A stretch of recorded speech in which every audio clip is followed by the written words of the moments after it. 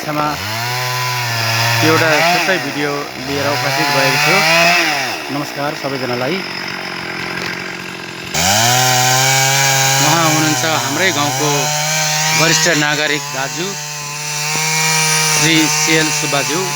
उहाँले यही मेसिनबाट आफ्नो जीविका चलाउने गर्नुहुन्छ र गाउँले जीवनको कथा व्यथाको यो छोटो भिडियो तपाईलाई कस्तो लाग्यो सब्स्क्राइब, लाइक अनि कमेन्ट गरिदिन हुन तपाईलाई हार्दिक अनुरोध गर्न चाहन्छु।